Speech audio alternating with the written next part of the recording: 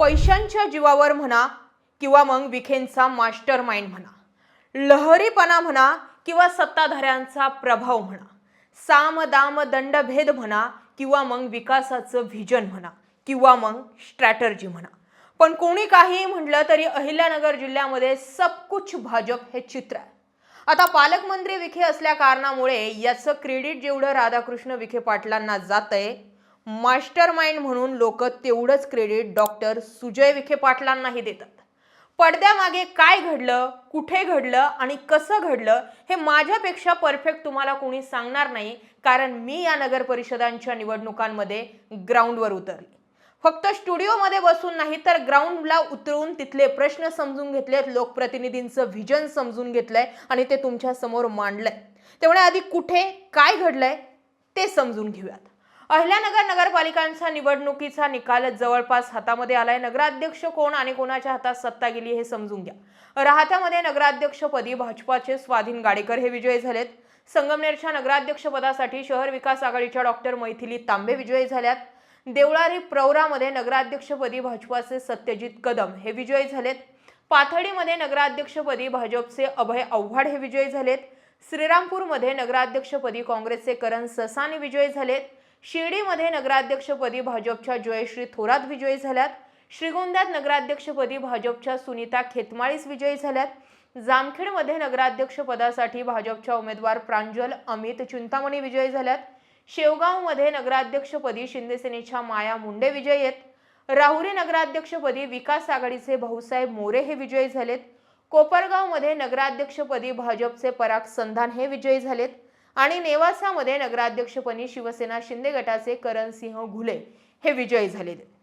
आता जर फॅक्टवर यायचं जर ठरलं तर अधिकृत महाविकास आघाडीच्या पक्षाचं चिन्ह घेऊन लढत असणारं श्रीरामपूर एकीकडे जर सोडलं तर बाकी महाविकास आघाडीमध्ये कोणी कुठेही नाही। राहुरीमध्ये वेगळी आघाडी काढून प्राजक्त तनपुरे लढले, त्यांना तिथे सीट लागली। संगमनेरामध्ये सुद्धा पंजा चिन्हावरती सत्यजित तांबे लढले नाही, त्यांनी त्यांची स्वतंत्र संगमनेर सेवा समिती पुढे केली आणि त्यावरती निवडणूक लढवून मैथिली तांबे या विजयी झाल्या। या व्यतिरिक्त पक्षाच्या चिन्हावरती जवळपास 7 नगर परिषदांच्या निवडणुकांमध्ये भाजपा विजयी झालेला आहे आणि 2 ठिकाणी शिंदे गटाच्या जागा लागलेल्या आहेत। प्रश्न तुम्हाला पडत नाही का हे घडलं तर कसं घडलं? अर्थात बरेच जण म्हणतील ईव्हीएमचा घोळ, पैशांचा खेळ, या गोष्टी तर असतील। ईव्हीएमला मी थोडंसं बाजूला ठेवते, कारण मग सत्यजित तांबेंचीही सीट लागली नसती आणि प्राजक्त तनपुरेंचीही सीट लागली नसती। पण या सगळ्या गोष्टींव्यतिरिक्त अनेक ठिकाणचं क्रेडिट हे विखेंना का दिलं जातंय? विखे प्रचारात ऍक्टिव्ह नव्हते, सुजय विखेंच्या फार काही सभा झालेल्या नाही, पण राधाकृष्ण विखे पाटलांनी मात्र यावेळीचं ग्राउंड हातात घेतलं होतं। यावेळी राधाकृष्ण विखे पाटलांनी प्रत्येक नगर परिषदे अंडर एक तरी फेरफटका आणि एक दिवसांचा तरी तळ ठोकला होता। या सगळ्या गोष्टी जमेच्या बाजू असल्या तरी दुसरीकडे थेट महाराष्ट्राचे मुख्यमंत्री देवेंद्र फडणवीसांच्या सभा, दुसरीकडे विचार केला तर इकडे एकनाथ शिंदेंच्या सभा, त्या तुलनेमध्ये अजित पवार फारसे कुठे ऍक्टिव्ह नव्हते। मात्र तरी सुद्धा यांनी अनेक ठिकाणच्या नगर परिषदा या आपल्या ताब्यात घेतल्या। आता टप्प्याटप्प्याने आपण येऊयात। कोपरगावमध्ये पराग संधान हे विजयी झाले। विखेंनी म्हटलं होतं की आका काय करू शकतो हे मी दाखवून देईल, पण आत्ताच्या या मुद्द्याला कोपरगावमध्ये भाजपचाच उमेदवार विजयी होईल हे राधाकृष्ण विखे पाटलांनी देवेंद्र फडणवीसांच्या तोंडावर कोल्हेंच्या होमग्राऊंडमध्ये त्यांना समोरासमोर सांगितलं होतं। काका कोयटे विरुद्ध पराग संधान तोडीस तोड उमेदवार होते। फक्त खाली 400 मतांच्या फरकाने काका कोयटे हे पराभूत झाले असल्याच्या माहिती समोर येत आहेत। मी फक्त हा शब्द यासाठी वापरते कारण वर्षानुवर्षे ज्यांच्या ताब्यात नगर परिषद होती त्या कोल्हेंनी किमान 5-10 हजारांचा गॅप टाकून जो आहे तो आपला उमेदवार निवडून आणणं गरजेचं होतं, पण त्या तुलनेत काका कोयटेंनी फाईट जबर दिली, कारण तिथे आशुतोष काळे आणि विवेक कोल्हे दोघंही सत्ताधारी पक्षांचेच आहेत, अजित पवारांची राष्ट्रवादी असो किंवा बीजेपी असो। त्यामुळे यावेळी कोल्हेंनी जर त्यांची नगर परिषद काढली नसती तर पुढच्या विधानसभेला बार्गेनिंग करण्यासाठी सुद्धा मैदान राहिलं नसतं। आता येऊया श्रीरामपूरमध्ये। श्रीरामपूरमध्ये करण ससाने यांची सीट लागली। प्रकाश चित्तेंची जर यथाकदाचित उमेदवारी दिली गेली नसती तर बिहानींना मदत झाली असती। मुळातच श्रीरामपूरमध्ये भाजपनं नगराध्यक्ष पदासाठी जो बिहानी श्रीधर बिहानी यांचा चेहरा समोर आणला तो चेहरा चुकीचा होता, हा ग्राउंड रिपोर्ट होता.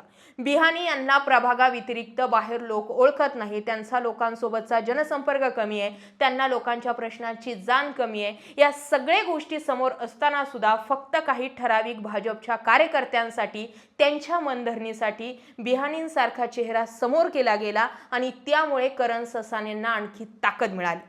एकीकडून इथे काउंटर करण्याची वेळ येत होती, तेच तिकडून शिंदे गटाकडून प्रकाश चित्ते आले. आता श्रीरामपुरामध्ये मुस्लिम समाजाचं मत निर्णायक ठरतं. मुस्लिम समाजाचं अख्खं मत जरी करण ससाने घेत होते आणि हिंदूंचं मत जर महायुती म्हणून एकच उमेदवार घेत होता, तरी सुद्धा तिथे महायुतीची सीट लागली असती. मात्र प्रकाश चित्ते आणि बिहानी यांनी एकमेकांचेच मतं खाल्ले आणि ससानेंची सीट तिथे लागली. नाहीतर विखेंनी मुस्लिम समाजाची मतं आपल्याकडे वळवण्याचा पुरेपूर प्रयत्न केला. ग्राउंडही तसं तयार केलेलं होतं, पण मतांची विभागणी ही जागेवर झालेली होती. आता येऊयात संगमनेरकडे. संगमनेर सेवा समितीची जी पद्धत घडली होती ती मी तुम्हाला आधीच सांगितली होती. सत्यजित तांबेंचं होम ग्राउंड आधीचंच होतं, नगरसेवक आधीचेच होते, त्यांना फक्त हात मारायचा होता. अमोल खताळांना अख्खं ग्राउंड बनवायचं होतं, नगरसेवक उभे करायचे होते. त्या तुलनेमध्ये अमोल खताळांच्या मागे विखेही कमी उभे राहिले. मी सुजय विखे पाटलांबद्दल बोलते. ती हवी तशी ताकद सुजय विखे पाटलांनी संगमनेरमध्ये लावली नव्हती, हे कोणीही संगमनेरचा ग्राउंडचा व्यक्ती सांगेल. दुसरीकडे सत्यजित तांबेंनी मात्र आपली ही पहिली आणि शेवटची निवडणूक आहे अशा इंटेन्शनने नगर परिषदेची निवडणूक लढवली आणि दोन्ही बाजूकडून पैशांचा वापर हा जोरात झाला. व्हिजन मांडले गेले, प्रचार जोरात करण्यात आला. मैथिली तांबेंचा चेहरा एक सुशिक्षित चेहरा म्हणून लोकांच्या पसंतीस उतरत होता, हे दिसून येत होतं. त्या तुलनेत अमोल खताळांनी घरातील उमेदवार दिल्यामुळे थोडासा जो आहे तो बॅक नॅरेटिव्हचा फटका हा अमोल खताळांना सुरुवातीपासून बसला. आता ग्राउंडच्या मुद्द्यावरती ही जर निवडणूक झाली असेल, दोन्ही उमेदवारांना घेऊन आपण फिरलोय. सत्यजित तांबेंनी जे ड्रॉबॅक सांगितलेत पुढच्या 5 वर्षात ते त्यांना पूर्ण करायचे, अन्यथा पुन्हा 5 वर्षांनी अशाच पद्धतीच्या अनेक प्रश्नांना सामोरं जावं लागू शकतं आणि अमोल खताळांना सुद्धा इथून पुढचं राजकारण सोपं नसणार आहे. आता आपण पुढचे जे काही नगर परिषदा आहेत त्याचं विश्लेषण समजून घेणार आहोत. त्या अगोदर मी तुम्हाला राजकीय बातमी व्यतिरिक्त तुमचे 2 मिनिटे घेते. तुम्ही कमेंट सेक्शनमध्ये मला अनेकदा असं विचारत असता की आम्ही आमचं उत्पन्न नेमकं कसं वाढवायचं, कारण आजकाल नोकरी किती जरी चांगली असली तरी सुद्धा महागाईच्या तुलनेमध्ये पगार हा नेहमीच कमी असतो, म्हणून प्रत्येक जण अतिरिक्त पैसे कमवण्याचे मार्ग शोधत असतो. मी अशीच एक पद्धत जी होती ती शोधत होते आणि मला एक खरा पर्याय सापडलाय जो तुम्हाला पैसा कमवून देऊ शकतो. मार्केट वुल्फ हे ॲप जे SEBI नोंदणीकृत ॲप आहे, जे भारतात वेगानं वाढतंय. मी तुम्हाला हे ॲप कसं वापरायचं ते सांगते. अगोदर तुम्ही लॉग इन करून घ्यायचे, नंतर ट्रेंड फॉलोवरती क्लिक करायचे. तुम्हाला बाजारामध्ये फायदेशीर जे ट्रेंड सुरू आहेत ते यावर दाखवतात. तुम्ही फक्त एका क्लिकने फॉलो करू शकता. येथे तुम्ही खूप कमी गुंतवणूक रकमेसह व्यापार सुरू करू शकता आणि इतर ॲप्स तुम्हाला इतकी गुंतवणूक करा किंवा इतकी गुंतवणूक करा असं सांगतात आणि ज्यांना भीती वाटते की जर त्यांना मोठं नुकसान झालं तर काय करायचं, त्यासाठी सुद्धा एक उपाय जो आहे तो यामध्ये आहे. इनबिल्ट स्टॉप लॉस हे फीचर वैशिष्ट्य आहे की नुकसान एका विशिष्ट पातळीवरती पोहोचतात आपोआप हे फीचर तुम्हाला मदत करतं आणि तुमचं जेणेकरून जास्त नुकसान होणार नाही याची काळजी घेतं. आता बघा, ट्रेंडनुसार नफा वाढत होता. मी स्टॉप ट्रेंडवरती क्लिक केलं आणि बस इतक्या कमी वेळामध्ये 1306चा नफा बुक झाला. तुम्ही सकाळी 9 ते दुपारी 12 वाजेपर्यंत फक्त 99 रुपयांमध्ये लाईफ टाईम हे ॲप वापरू शकता. मार्केट वुल्फ हे ॲप तुम्हाला मोफत शिफारसी देखील देतं. हे पहा, लोकांनी नोव्हेंबरमध्ये एकाच दिवसात 14,142, जूनमध्ये 70,468, जुलैमध्ये 59,696 आणि ऑक्टोबरमध्ये 58,207चा नफा बुक केला आणि मार्केट वुल्फ हे प्रॉफिटवरती कुठल्याही प्रकारचं कमिशन घेत नाही. मार्केट वुल्फ ॲपचे 20 लाखांपेक्षा अधिक डाउनलोडर्स आहेत आणि लोक त्याद्वारे त्यांचं आर्थिक भविष्य सुरक्षित करत आहे. लिंक जी आहे ती डिस्क्रिप्शनमध्ये दिली आहे आणि मी कमेंटमध्ये देखील पिन केलेली आहे. जा आणि लगेच मार्केट वुल्फ हे ॲप डाउनलोड करा. आता येऊयात आपल्या मूळ विषयाकडे. आता राहिला विषय राहतेचा. राहता, शिर्डी, जसं मी तुम्हाला राहुरी या सगळ्याचंच विश्लेषण करणार आहे. राहता सेफली जे आहे ते विखेंना निघतोय हे दिसून येत होतं, कारण राहता असो किंवा शिर्डी असो, आजपर्यंत विखेंच्या पिपाडा जर सोडले तर विखेंच्या बालेकिल्ल्याला, विखेंच्या अस्तित्वाला, विखेंच्या पायाभरणीला धक्का देईल असं कुठलंही चित्र जे होतं ते राहता आणि शिर्डीमध्ये तयार झालेलं नाहीये आणि त्यामुळे राहता आणि शिर्डी जी आहे ती सेफली विखेंकडे निघालं. विशेषतः असं म्हटलं जातं, एकाच नगर परिषदांवरती किंवा एकाच ठिकाणी जर बराच काळ सत्ता असेल तर मात्र अँटी इन्कम्बन्सी किंवा मग लोक बदलाचा विचार करतात. पण विशेष गोष्ट आहे की विखेंच्या बाबत ते घडलं नाही, जे की थोरातांबाबत संगमनेरमध्ये घडलं होतं. आता येऊयात राहुरी नगर परिषदेकडे. शेवटच्या 8 दिवसांमध्ये अक्षय कडिल यांनी ताकद लावली होती, पण प्राजक्त तनपुरेंचं राहुरी हे होम ग्राउंड होतं. प्राजक्त तनपुरे एक सुशिक्षित आणि सुसंस्कृत चेहरा म्हणून ओळखले जातात. प्रचार त्यांनी भरकटवला नाही, कुठलेही नको ते वाभाडे नको ते मुद्दे बाहेर काढले नाही, विकासाचा अजेंडा ठेवला. त्यांच्यासोबत ग्राउंड टेस्ट आपण केली होती. व्हिजनरी लीडर म्हणून त्यांच्याकडे पाहिलं जातं आणि त्यामुळे राहुरीकरांनी पुन्हा एकदा जो आहे तो तनपुरेंच्याच हातामध्ये राहुरी नगर परिषदेचा गड दिलाय. पण अक्षय कडिल यांनी सुद्धा त्या ठिकाणी ताकद लावली होती. स्वतःचं लॉन्चिंग नगर परिषदेच्या निमित्ताने त्यांनी केलं होतं. आता राहिला विषय पाथर्डीकडला, नेवासाकडला, जामखेडकडला. जामखेड कुणाकडे जाणार, कारण राम शिंदेंना आणि रोहित पवारांना तिथे सारखीच फाईट द्यायची होती. पण नगर परिषदेच्या निवडणुकांचा निकाल लागण्या अगोदरच एक मोठा गट जो होता तो राम शिंदेंनी आपल्याकडे वळवला होता. त्यामुळे राम शिंदेंचीच तिथे सीट लागेल हे कन्फर्म होतं. मात्र रोहित पवार काही स्ट्रॅटर्जी आखतात का याकडे लक्ष होतं. मात्र रोहित पवार साईडलाईन पडले आणि राम शिंदेंनी जामखेडचा गट राखला. पाथर्डीमध्ये सुद्धा भाजपा आली आहे, श्रीगोंद्यामध्ये सुद्धा भाजपा आली आहे. तिथे विक्रम पाचपुतेंनी काम केलं. विक्रम पाचपुतेंकडे सुद्धा व्हिजनरी व्यक्ती म्हणून पाहिलं जात आहे. जास्त गाव गोंधळ ते करत नाही, पण टप्प्यात आला की कार्यक्रम करतात, शांततेत कार्यक्रम करतात, सगळे विरोधक विरुद्ध ते, अशी तिथले चित्र होतं. मात्र या सगळ्या गोष्टींमध्ये विक्रम पाचपुतेंनी जो आहे तो आपला गड राखलेला आहे. तर एकंदरीत जर बघितलं तर असं काहीसं जे होतं ते विश्लेषण अहिल्यानगर महानगरपालिकांचं होतं. पण कोपरगाव असेल, संगमनेर असेल, श्रीरामपूर असेल, हे असे काही नगर परिषदा होत्या की तिथे काय होईल हे माहिती नव्हतं. त्यातल्या कोपरगावमध्ये फक्त घासून फाईट झाली, बाकी वन साईड जे आहे ती मॅच झाली.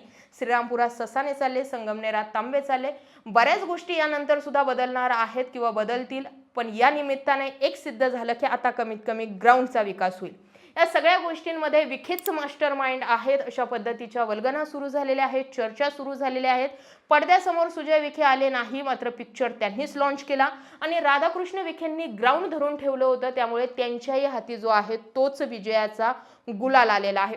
आता या व्यतिरिक्त महानगरपालिकांच्या निवडणुकांमध्ये काय घडणार, कसं घडणार हे आपण पुढच्या भागांमध्ये बघूयात. पण तुम्ही आत्ताचा जो जिल्ह्याचा निकाल आलेला आहे त्या निकालाकडे कसा बघता? हा पैशांचा पावर होता का, नंबर 1चा प्रश्न. हा विकासाचं व्हिजन होतं का आणि म्हणून लोकांनी निवडून दिलं का, हा दुसरा मुद्दा. नगर परिषदांसाठीचा जो निधी लागतो तो सत्ताधारीच पक्ष आणू शकतात म्हणूनचा हा भाजपवरती विश्वास होता का, की साम दाम दंडभेद ही रणनीती वापरली गेली आणि म्हणून हे असं काही झालं का? प्रश्न आहेत आणि तुम्ही यावरती जरूर व्यक्त व्हा. आलेल्या निकालासोबत तुम्ही सहमत आहात का? अपेक्षित एक निर्णय होता आणि दुसरा आला का? असं कोणता कॅन्डिडेट आहे का, त्याबाबतही आम्हाला कमेंट करून जरूर कळवा. जाता जाता पुन्हा एक शेवटची आठवण. मार्केट वुल्फ हे ॲप भारतात वेगानं वाढत आहे आणि आधीच 20 लाखांपेक्षा अधिकचे डाउनलोडर्स मिळालेले आहेत. तर या ॲपसह तुमचा ट्रेडिंगचा प्रवास सुरू करा. मी डिस्क्रिप्शनमध्ये लिंक दिलेली आहे आणि कमेंट पिन देखील केलेली आहे. फक्त एका क्लिकवरती तुम्ही हे ॲप डाउनलोड करू शकता. जय महाराष्ट्र.